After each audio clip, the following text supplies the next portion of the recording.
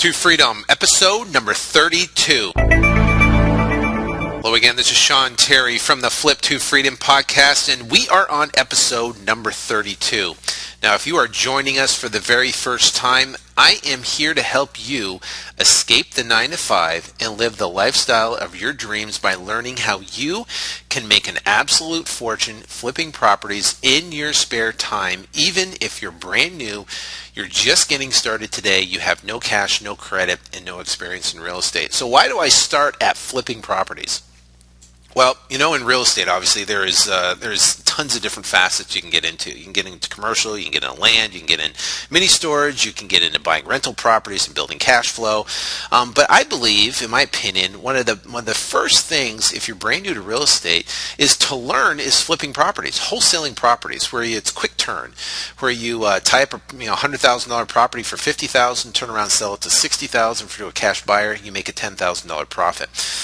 Now, you can build fast cash and quick income from flipping properties, and then you can take that information that you learn and you can gain your confidence in real estate and then start building a rental portfolio. Now, once you learn about how to market for motivated sellers, guess what? You're going to get deals that they're going to come across. They're going to be smoking deals that you're going, wait a minute, I don't want to wholesale this deal and make $5,000. I want to keep it in my portfolio because it's producing $300 or $500 a month cash flow. You can do that if you want, and learning this information allows you to do that, which is great. So for me, escaping the 9-to-5, well, I had a dead end job. I was complete brain damage back in 2003. I hated what I was doing, and I came across this course where I could learn how to flip properties from a gentleman that is I cannot find today, but I was in a living month to month at the time, and I remember I used my Capital One credit card, my $400 Capital One credit card. I bought his course, devoured it, and applied the information. And he actually taught to go knock on pre-foreclosure doors, which I don't advocate because it's talk about difficult. But I did it, and I applied it. I made $11,008 in my first month. Went out from there, made well over $100,000 in my first year, and went out from there. And currently, I've bought and sold over $120 million of property since that time. Made millions and millions of dollars doing it. And I basically put this podcast together to expand my real estate business, to teach people everything I possibly know, and hold nothing back. If you can go to flip2freedom.com. I actually wrote a book, a 129-page book that literally details everything about this business from start to finish on how to quit your job in 19 weeks or less. It's detailed. I've had people tell me that they have bought courses for over $1,000 that I don't even that I put more information in this book than that course for over $1,000.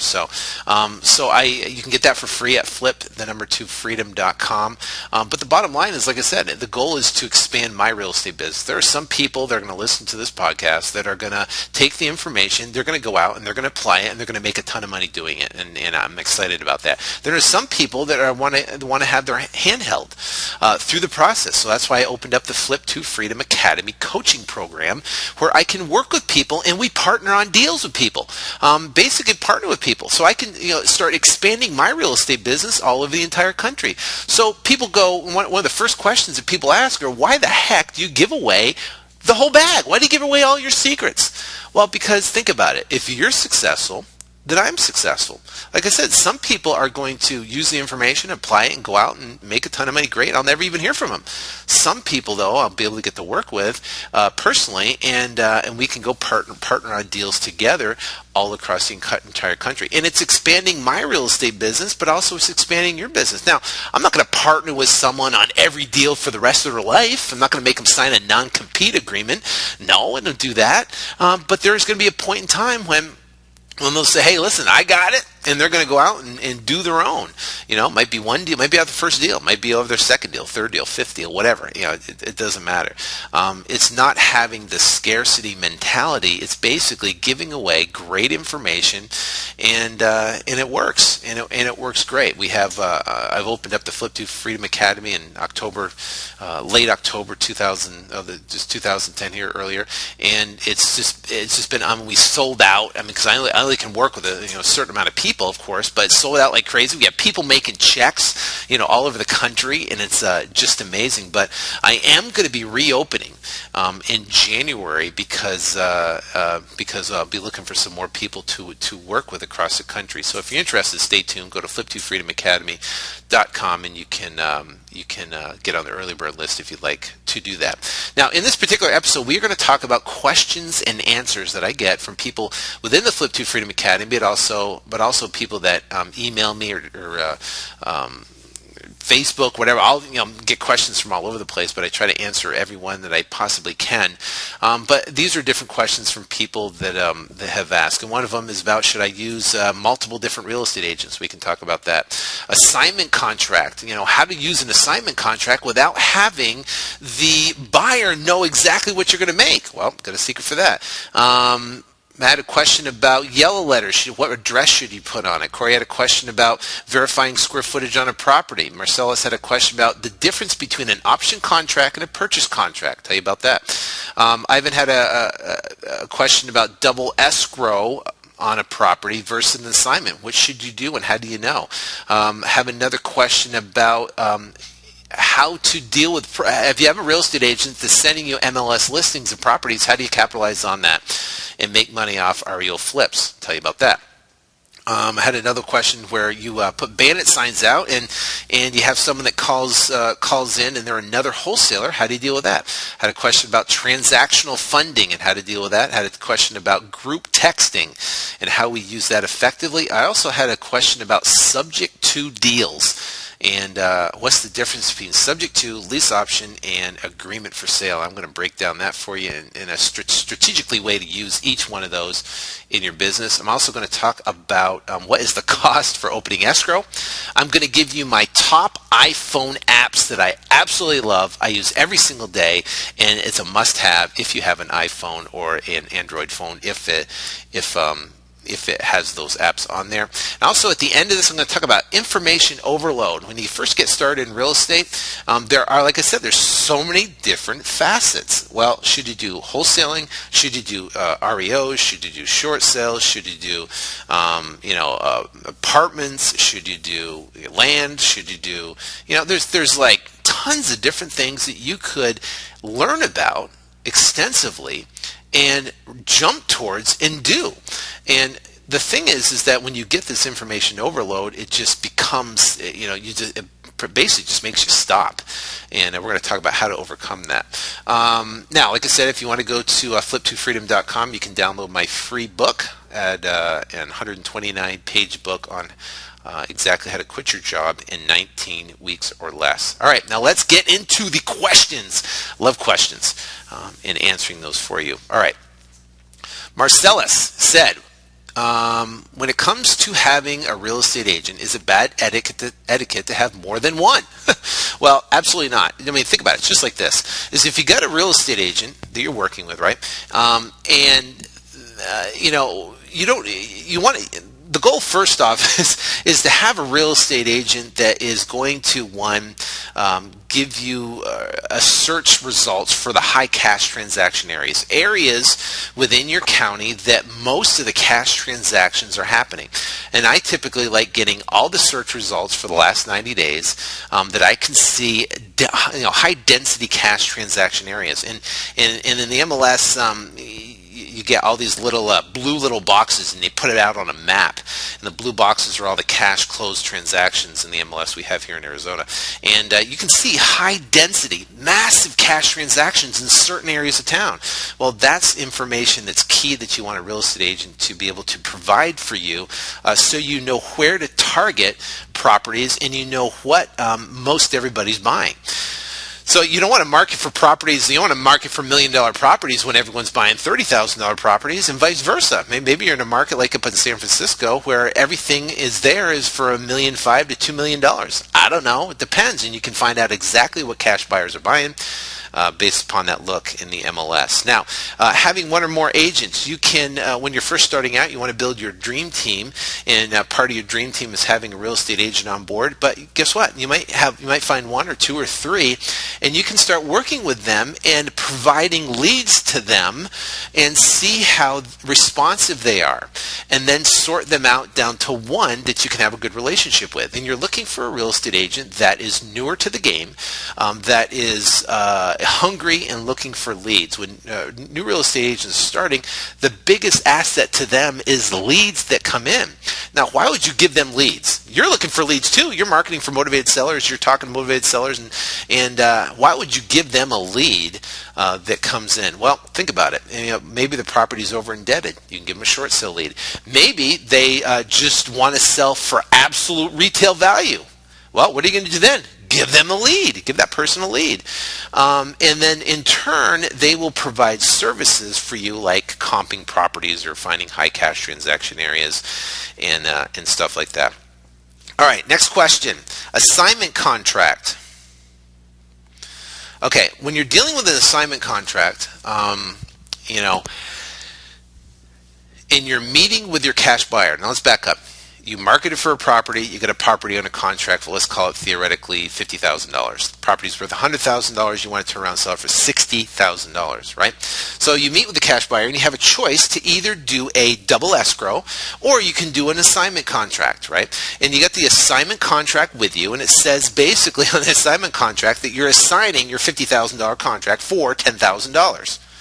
Well, when you meet with your cash buyer and you sit down and you're negotiating with them, right? And you say, okay, here I'll sign it to you for $10,000. It's pretty much laying all your cards on the table. Listen, I've got 2 aces and I've got 3 kings, and I've got a full house. What do you got? Oh, you got a flush? Well, we have issues. So the thing is that you're laying all your cards on the table, which I don't like to do. So this is how you get around that, to be able to also do the assignment but get around this problem. What I do is I'm meeting with the cash buyer is I get them to sign a purchase contract for the $60,000, and that's it. I'll collect the non-refundable earnest money deposit of $2,500, $3,000, and then I'll take that check and I'll take that contract to title, and I tell them, hey, here's the contract, the buy-side contract for property XYZ, and I say we're going to do an assignment at COE. Can you please draw up at COE a nominee agreement nominating this new buyer as the buyer? So instead of you being the buyer, you're going to nominate him as the buyer.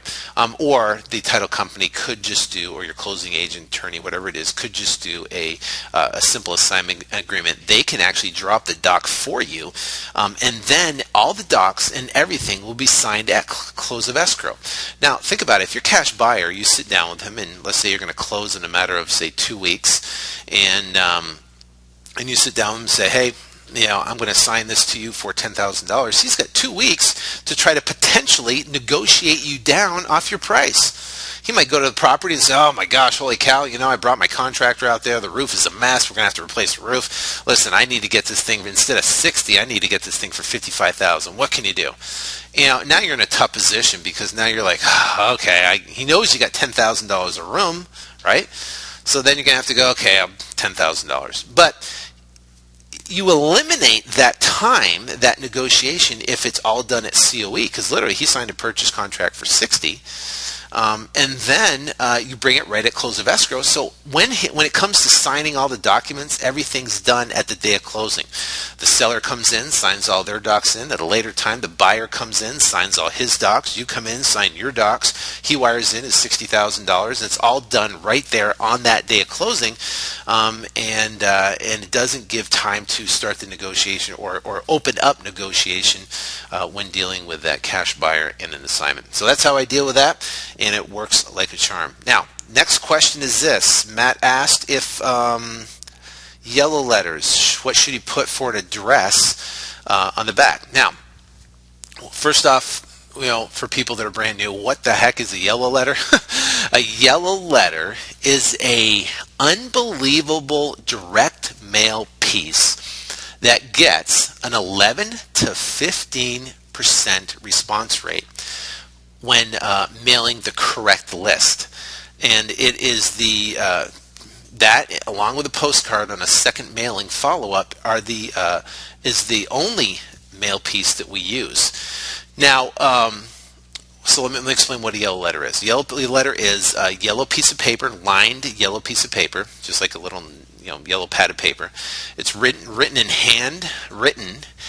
yellow and red ink, and it basically says, "Dear homeowner, dear so-and-so, I'd like to buy your house at so-and-so address. If you're interested, please give me a call at my local number." And then people will call because of curiosity. Now, that letter is put into an invitation style envelope. It has a real live stamp on it, and it's not licked. It's tucked in back. On the front is a handwritten in red ink their address, name and address, and on the back of the envelope, on the tab there, is the handwritten your handwritten return address. Now, his question was, should he use a P.O. box or just a handwritten, his personal address? If you have a P.O. box, use that. If you have an office address, use that. If you have a home address, use that. It doesn't really matter because they're curious. They're going to want to know. They're going to call up and determine. Now, another thing I want to say about yellow letters, that another question that came up that I just remembered is I had a gentleman I talked to earlier this week, and he sent out some yellow letters, and he got about 20 of them back. He was all upset. He goes, "What is the deal? I got 20 of these letters back. It's just ridiculous. I thought I was getting a list that had 100% pure." Well, think about it. The list is only as good as the information that they get it from, and the information is typically from the tax records, and the tax records is typically updated by the owners themselves. A lot of owners don't update the tax information, and that is, and then they pull the information from the tax records. You get the list, and then mail the list, and you will get some return. It's just part of direct mail, and it happens. But this is the deal. Don't throw those away. Those are sometimes your best leads. Now, I talk about vacant houses and how vacant houses are very motivated sellers. Someone that literally just walked away from their house. They are some of the best motivated sellers you can find. But think about it. You get 20 letters that come back. These are people that have not updated their information. And we're targeting, properties that are absentee owners or inherited properties or probate properties or whatever it might be. So think about it. If they haven't updated the information, there's a way you can go and try to search and find that owner. They might be just the motivated seller that you're looking for out of the entire list. Because, maybe they have the properties abandoned. Maybe it's vacant. Maybe they didn't update their tax information. The taxes are delinquent. You never know. So those are sometimes your best leads. Take those 20 and go, holy cow, hey, thanks. Start digging into those and trying to find the owner and make offers on them. And think about it. If you have other investors in your marketplace that are mailing to those, maybe that list, absentee investors, people that own rental properties, out-of-state investors, they're going to get their 20 back, and what are they going to do with them? They're going to throw them away. So sometimes those are the best leads that you could possibly get. So be thankful for them and make some money off them. All right, how can you verify square footage of a property? This happens a lot. You look at the tax record, the property is in the tax record states that it's 1,200 square feet. You start walking around the property and you're looking and going, wow, this is a lot bigger than 1,200 square feet. What you can do is you can tape out the property, because that's what an appraiser will do to determine value. He'll go out there with a tape and he'll tape all the corners of the entire house. He'll eliminate the garage if there is one, and he'll come up with a square footage of the property. And you can do the exact same thing. Typically, I'll walk a property. I have a really good idea of what size of a property is. So if it's 1,200, I can kind of feel what it looks like to be inside a 1,200 square foot house, because I've been in so many of them. But if you walk into a house and the tax records say 1,200 and you're going, wow, this feels a lot bigger than 1,200. I have a tape measure in my car. I'll tape the entire house, get the measurements, go, holy cow, you know what? This is like 1,800 square feet. Then I'm going to start asking the homeowner, say, hey, is there any additions to this property? I'll start maybe going to the city and to determine if any permits were pulled on the property. Actually, we actually bought a property where we bought it at auction. This was a ways back, and the tax record showed it as 800 square feet, but the actual property square footage was like 2,000 square feet. So they priced it wrong. We picked it up at a smoking deal, found out that there was permits on the property that were never registered with the county assessor, and we got a smoking deal on that property. So always verify square footage if it feels off. Not on every single property, but if you walk in and if it's 1,000 square feet and it feels like it's bigger, then you might want to do a quick check on that. All right, now what is the difference between, this is Marcellus asked this question, what's the difference between an option contract and a purchase contract? Great question. All right. Option contract is like a flex option. We call it a 15-day flex option and purchase contract.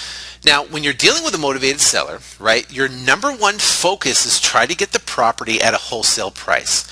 Let's talk about a theoretical example. We have a $100,000 property. We get it for $50,000. We're trying to sell it for $60,000. We know we can sell it for. Well, we want to start negotiating with the motivated seller in the $40,000, $50,000 range, and that's going to be our first goal when talking to the motivated seller. Now, what if the motivated seller says, absolutely not, there's no way I am selling this thing at all for $50,000? Well, what do?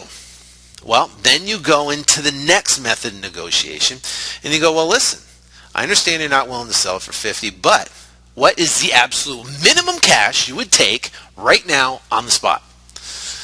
The guy goes, well, the minimum I'd take would be $70,000. Okay, $70,000. Okay, so what if we could pay us $75,000, of which $5,000 was the down payment, and you would carry $70,000 for 3 years in an installment sale. Just make payments on that $70,000 for the next 3 years. Would you consider that? And they're going to say, yeah, sure, maybe they will, maybe they won't. I get a lot of deals where they say, sure, I don't need the money right now, but yeah, sure, I'll do it on an installment sale. For $5,000 down. Then it becomes, now you're negotiating the interest rate and you're negotiating the down payment. Okay. Now, what if they say, no, I don't want to do an installment sale. I need all the cash now, and I want $70,000 cash. That's what I want. And you say, okay, well, listen, you turn me down here, but listen, I can't make the numbers work myself. I just can't do it. I need to be at this number for me to make my numbers work, and my investors, my partners and stuff like that to make it work. But I have friends of mine who are buyers who are looking for rental properties in this specific area.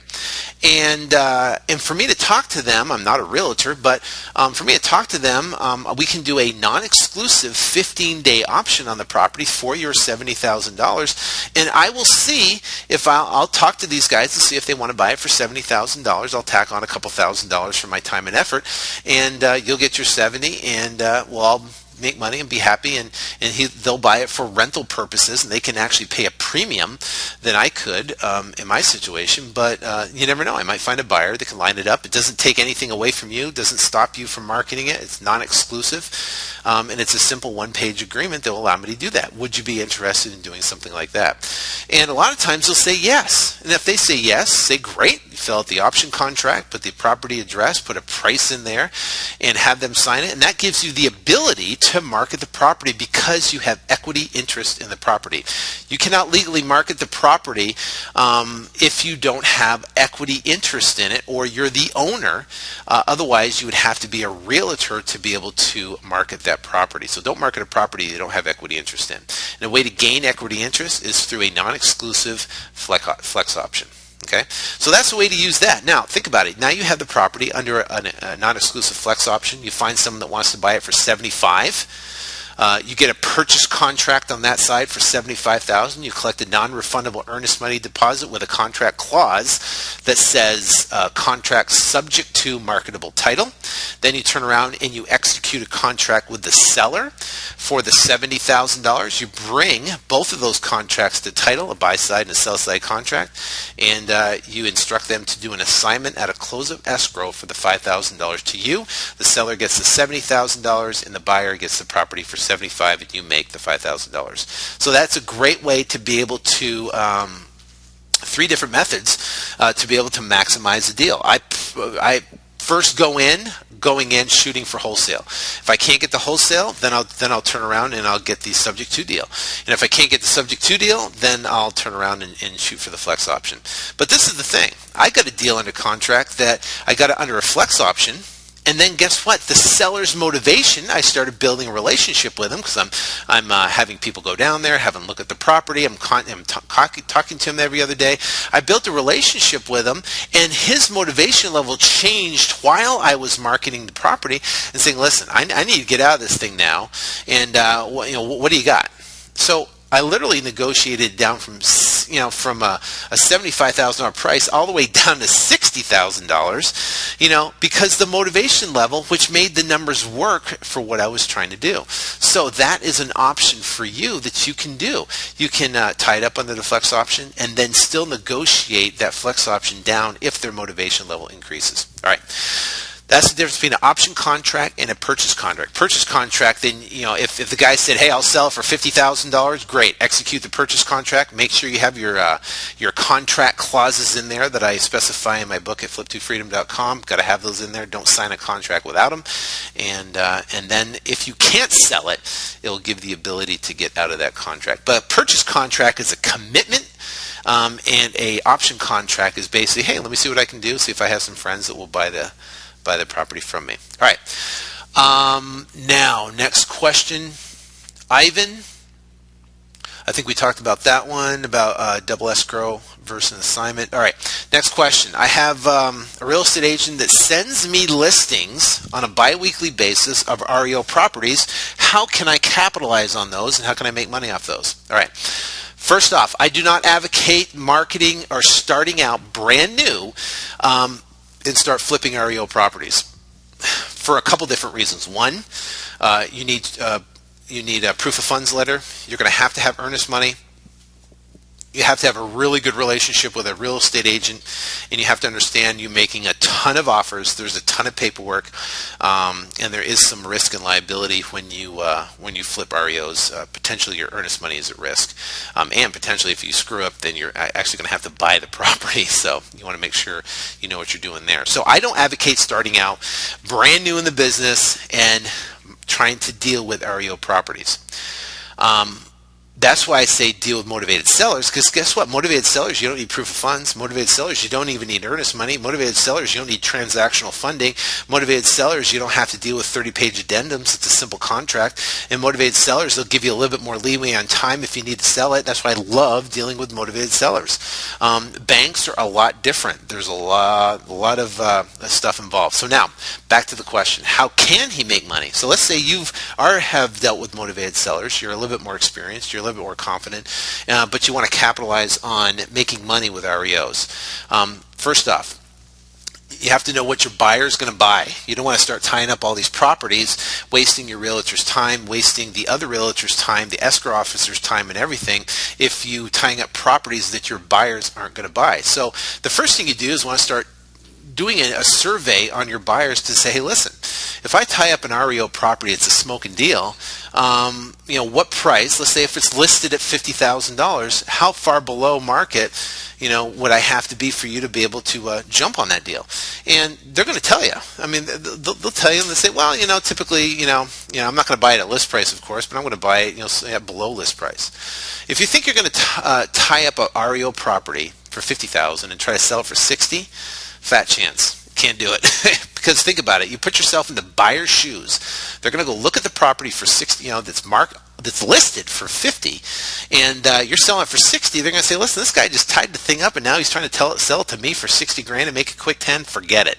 He's going to look at other properties in the neighborhood and make offers on them if he likes that neighborhood. So you typically have to be anywhere from 3 to 5%, depending on the price of the house, below the list price for them to be able to feel comfortable and confident to or pull the trigger on buying that property. So if you have a $50,000 property, you want to market it, put it out there, $39,000 to $41,000 out there, that will basically show that, listen, you added value to the transaction. You went out, you negotiated, you got a good price on it, and you're offering them a good price. So meaning, if a $50,000 property, you got to get it at least at $35,000, $34,000, $33,000, so then you can in turn make a profit on it. Okay, so now that's the whole premise of bank-owned properties and the goal of what you're trying to accomplish when making these offers. So now, to get deals under contract with that significant discount off the list price, you have to make a lot of offers. So you're going to get deals coming in, and you want to only target on high transaction cash areas like we talked about earlier. So you get basically these listings coming in, and you want to blanket offers on properties at that low number. So if you have a $50,000 listing, you want to put offers in at, say, $33,000, $34,000, $35,000. The offer would be typically in that situation, $1,000 earnest money, no inspection period, and close 5 days after acceptance. Okay, that's a very aggressive offer, but it gets the attention of the realtor, gets attention of the asset manager, and if there's other offers on the property, that offer will supersede even if they're at a higher price because you waived the inspection period. Okay, now what happens is 99% of the time they say, okay, we accepted your offer, we're going with your offer, but you have to fill out the bank addendum. They get the bank addendum over to you. It's typically 25 to 30 pages. Make sure you read it in depth. And in that bank addendum, they typically give you 7 to 10 days of inspection period anyways, which is ridiculous. So they give you 7 to 10 days anyways. So you're like, okay, cool. You said you wouldn't have any inspection period, but then all of a sudden they give you 7 to 10 days. Now, what if they don't give you the 7 to 10 days? Well, then say, listen, you want to back out of you don't want to move forward because you're not comfortable with the bank addendum and you want to back out of the deal. Like I said, 99% of the time they will give you a 7 to 10 day inspection period. Now, when the bank says, okay, I accept, we're going to move forward, I'll get you over the bank addendums, then you want to start sprinkling it out to your cash buyers and saying, hey, listen, I got this great property. It's currently listed at $50,000. I think it's worth $90,000. It needs this much work on it. You can pick it up for $39,000, but you got to move quick on it and then put it out either via email or through making some phone calls to your VIP buyers. Don't put it out on Craigslist, Backpage, and Kijiji just yet, just in case you have these realtors that are out there that you're dealing with actually see the property listed, from you at, say, whatever price you have it listed at, and they go, well, wait a minute here, this guy's just trying to flip it before you get the bank addendum back, and then they back out the deal. So sprinkle it out to your cash buyers, your VIP buyers, and let them know that they could buy it. The goal would be to get the purchase contract prior to before your inspection period is over, so it's a done deal. You want to get a purchase contract. If you can't get a purchase contract before the inspection period's up, then you want to back out of the deal. You don't even want to deal with it beyond that point. There are ways to back out of it beyond that point, but it's real risky, and your earnest money will be at risk.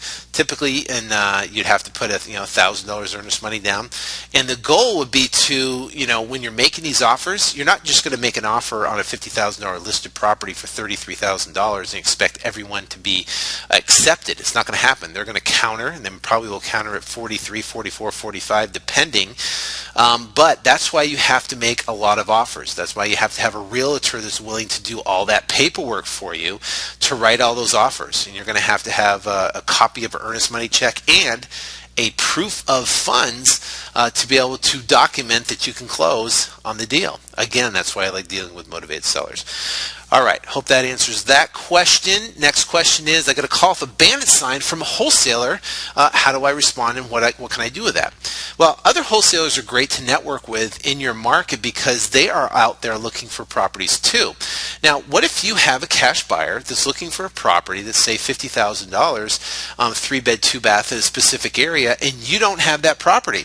Well, then you can call up the other contacts, other wholesalers in your network and say, hey, listen, this is what I'm looking for. Do you got anything? And the guy goes, yeah, I got a smoking deal right in the same area. I'm in it for this. If you sell it for this, we can either split the profits, or you turn around and tack on your fee and split the profits from there. So then what you do is you do a flex option. Same type of thing. You can't market it without a flex option. With that wholesaler for that property, turn around and talk to your cash buyer about it and tell him, say, hey, I got exactly what you're looking for. Let's say theoretically your flex option price with the wholesaler is $50,000. Then you in turn turn around and sell it maybe for $55,000. It's exactly what he's looking for. Do a contract with the buyer for $55,000, get the $2,500 earnest money, and then execute the contract with the wholesaler. Bring it to closing. Everybody gets paid, and everybody wins. And now you build a great relationship with one of these other wholesalers that now you basically moved one of his properties, so he's happy. All right, so that is how to deal with that. Next thing is, do I use transactional funding? The answer is no, because when I'm dealing with REOs, we just typically do double escrows using 2 different title companies. And that's number one. And typically when you use transactional funding, it's either for short sales or you physically have to close on the property and then sell the property within 24 to 72 hours. I don't use transactional fundings because most of the deals that we do are with motivated sellers, and with motivated sellers you don't need transactional funding. That's another reason why I don't like doing short sales or bank or REO deals, because sometimes you're going to be forced to use transactional funding, especially if it's a bank that doesn't allow you to flip the property. All right, now group texting. What do I use for my group texting? Why do I like group texting? Well, number one is when you're building an email list of cash buyers, which I highly recommend, the deliverability rate for an email is typically 25 to 40% open rate. So if you have an email list of 100 cash buyers on your email list and you send out an email, 25 to 40 of them are actually going to open up the email and read it, and the other ones are not going to read it, or they're going to bounce or whatever. It's not going to be deliverable. Well, text message marketing is unbelievable because you get 100% deliverability rate. If you have those same 100 people on a text alert, well, guess what? Every one of those texts will be delivered. And a lot of people have smartphones these days and all this stuff. Guess what? You bring your phone, your wallet, and your keys when you leave the house, right? Well, same thing happens. Well, guess what? They get their phone, right? And they get a text on their phone of the property, and they're out and about, they can go look at it and check it out if they'd like. So I love text message. Now what do I use? I use message media. I'll put I put the link in the show notes at flip2freedom.com. If you go to episode number 32, I'll stick that in there for you, and that's message media, and they have a great feature for group texting, and it's very, very simple to use. Also, you can download my book at flip2freedom.com. I show you exactly what to say inside the text message marketing so you can get the best response to sell the properties. All right, next question, and I got one more after that. Actually, I'll go to the next one first because it's an easy one. What does it cost to open escrow? Nothing. If you're brand new, getting started, people go, hey, listen, I don't have any money, any cash. I'm going to handwrite yellow letters myself to a list that I get from my realtor that's free. I'm going to send those out, and I got no money. How much does it cost to open up escrow? Doesn't cost you a dime to open up escrow, which is great. Escrow agents, that's part of their service, is to open up escrow, pull a title report on the property, and then you can start marketing the property, find the cash buyer. They'll close the transaction, and they will get their fees out of closing. Who pays those fees? The buyer pays those fees, because in your contract, on your sell side contract, you're going to notate that the all fees are paid by the buyer. All closing costs paid by the buyer. That's what you're going to put in there. All right. Now this question right here is subject to. What's the difference between subject to, lease option, and agreement for sale? Okay, when would you use them? What's the difference of them? Okay, first off, subject to. Subject to means the deed will actually transfer to the buyer, but the underlying loan on the property will stay in the seller's name. Okay, give an example. Let's say you have Mr. Seller. They have a property that's worth, say, $90,000, $100,000. They have an $80,000 loan. Let's say that loan is with Wells Fargo, and you negotiate with them that they want, say, $5,000 down. So you in turn sell that property to a buyer for $10,000 down, of which you want to keep $5,000. The seller would get $5,000, but then they want to keep the existing loan in place with Wells Fargo. Well, the Wells Fargo loan would be in a seller's name, and with the subject to transaction, the deed would transfer into the buyer's name. Loan would be in the seller's name, deed would be in the buyer's name.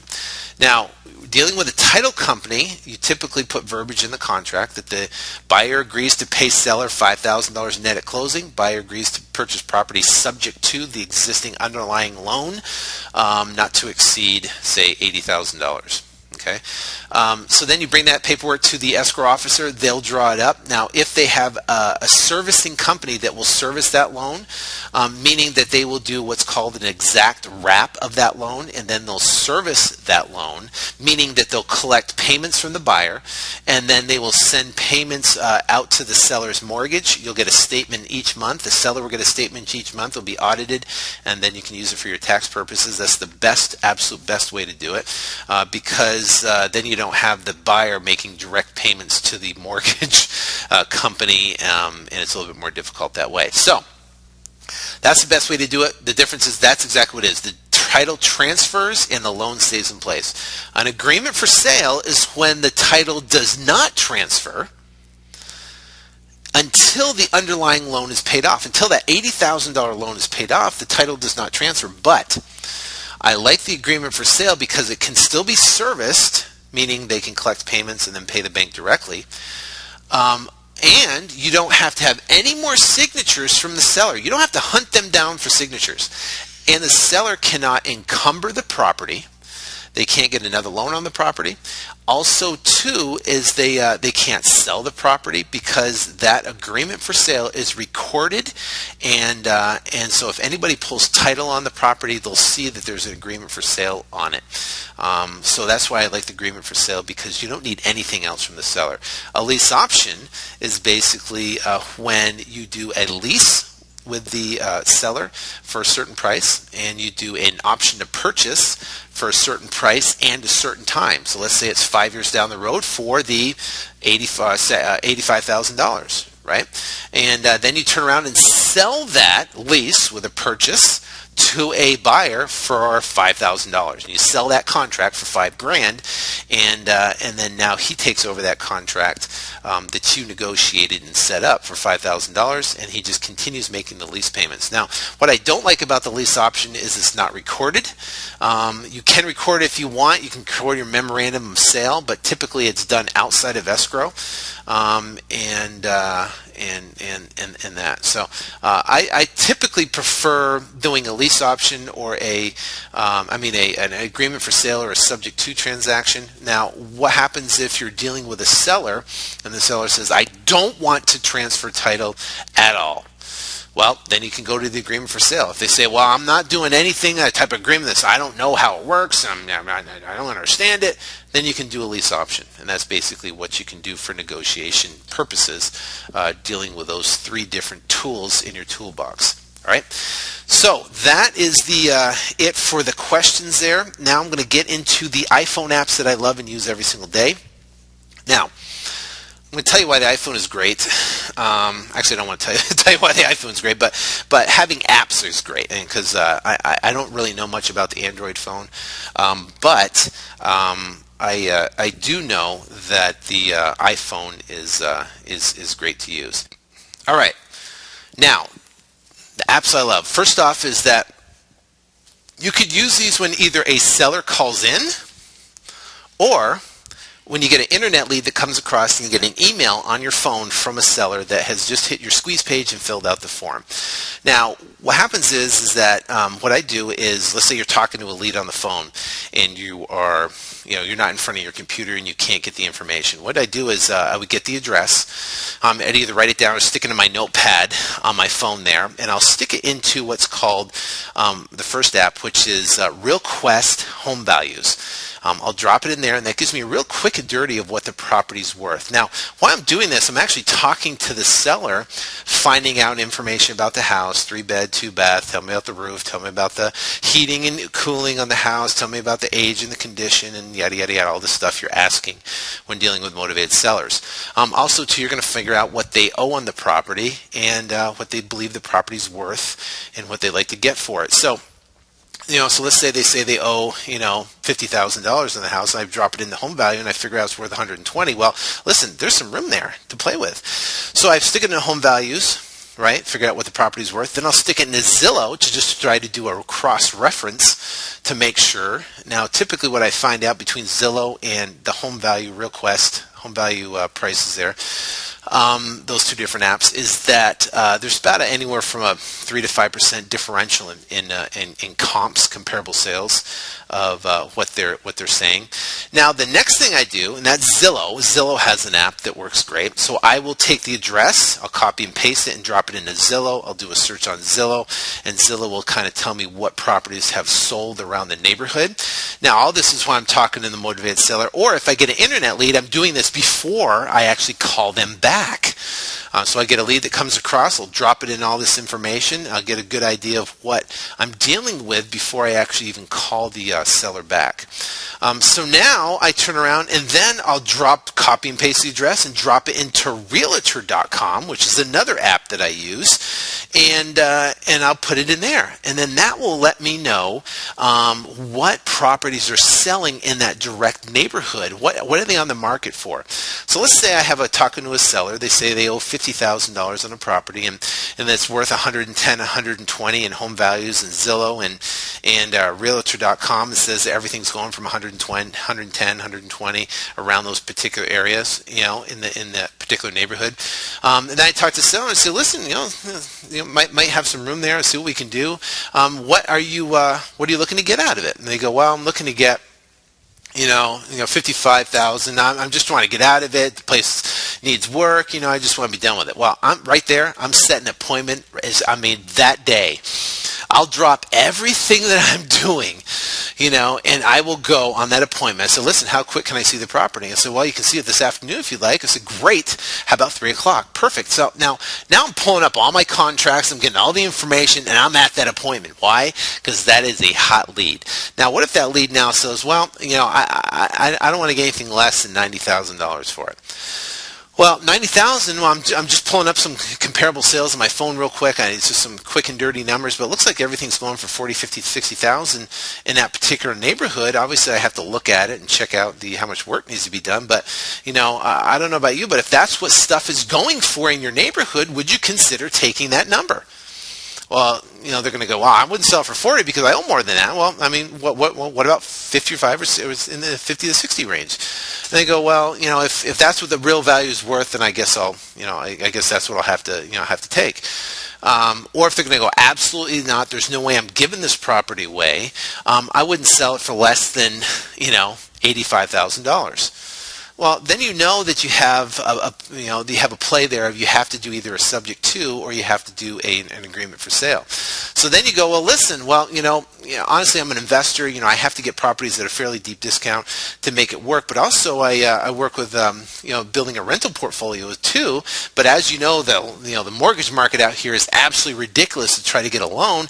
So would you consider leaving your $50,000 loan in place and giving you some cash, or would you consider doing a seller carry on it for the balance, meaning that we give you $3,000 to $5,000 at closing and you carry the balance for 3 to 5 years? Would you consider something like that? Then I could probably get in your high more of a retail value price for the property. Would you consider something like that?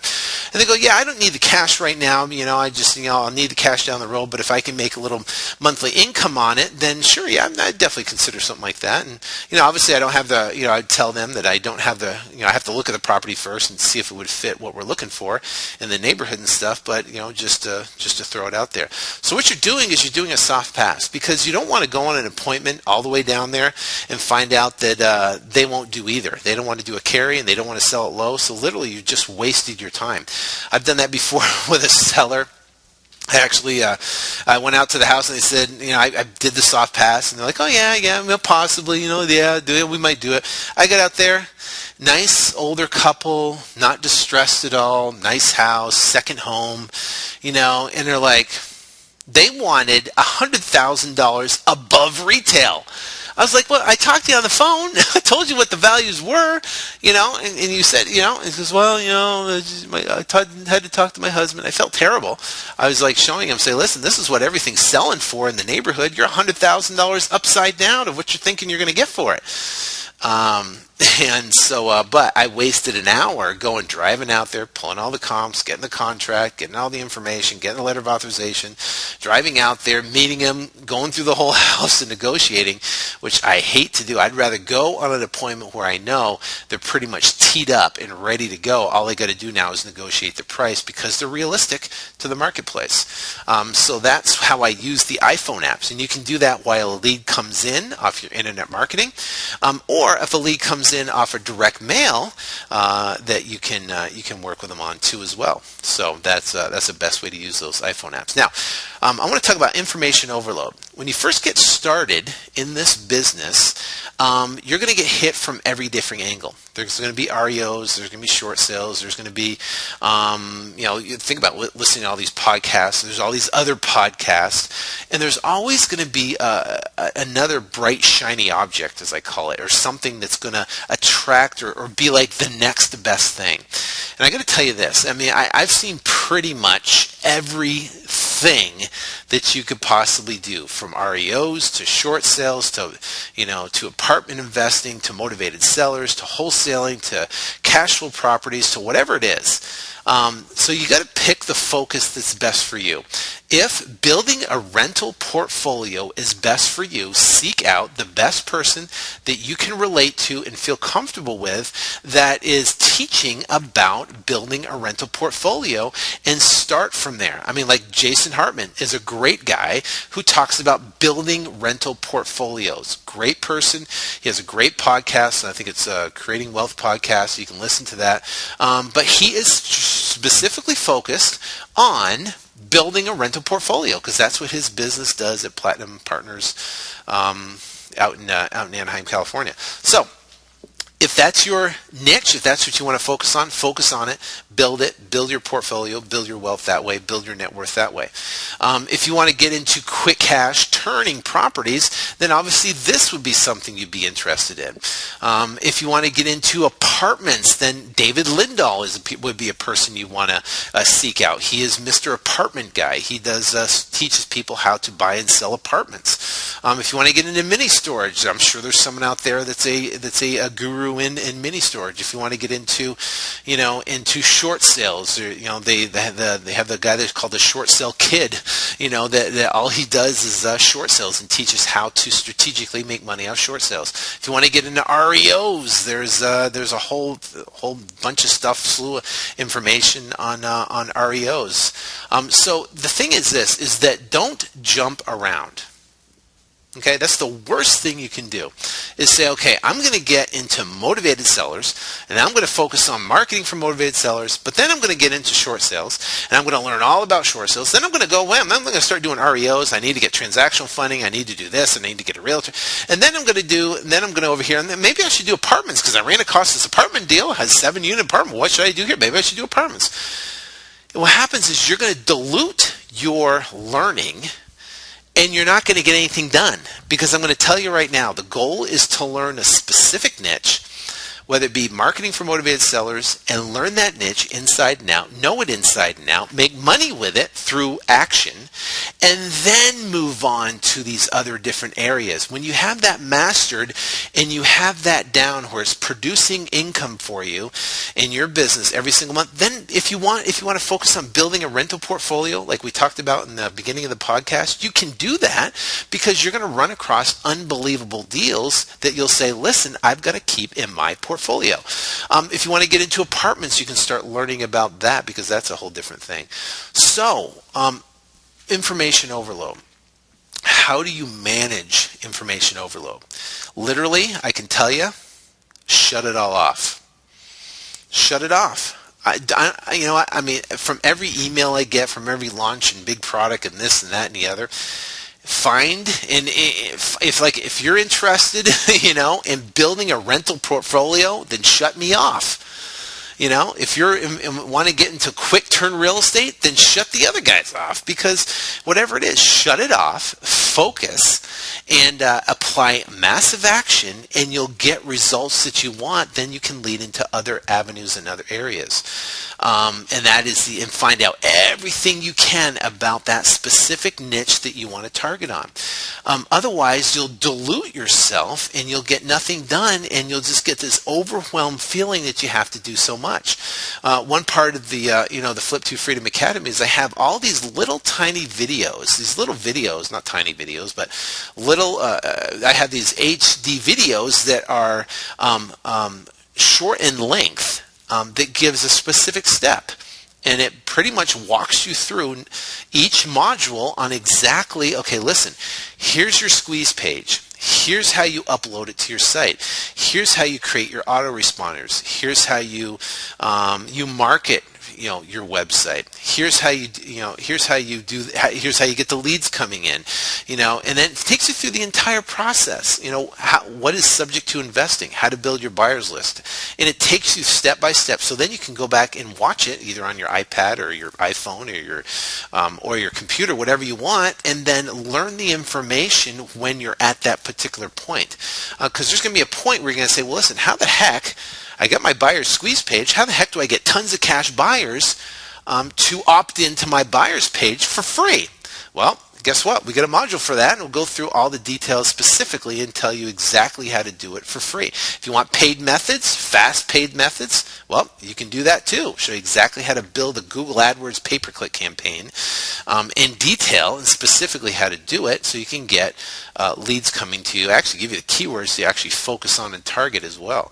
Those are things. You want to focus specifically on a specific niche and wipe everything out and just focus on that until you learn it and get results from it. Once you get results from it, then you can start focusing on other avenues of real estate. All right, so that is it for episode number 32. In the next episode, I'm going to tell you about the ultimate business model. The ultimate business model. And it's about real estate, of course. What else would I talk about?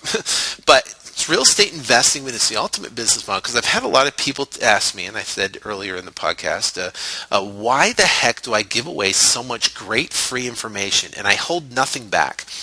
And that basically there is, there's tons of other gurus that talk about real estate investing and stuff like that, and they hold information back in hopes that you'll pay for information, and they're selling the information stuff to you, and they hold enough back just to get you to pay for the information, and they sell. That's not my game. I want to give you everything all up front, and listen. My goal is if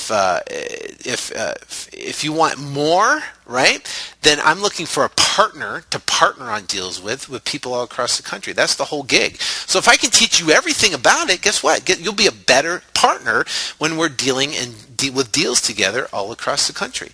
And that is, I'm going to get into exactly what that business model is, how to develop it, and how you can implement it in your business. So until next episode, I wish you ultimate success in your real estate investing career. Take care and God bless.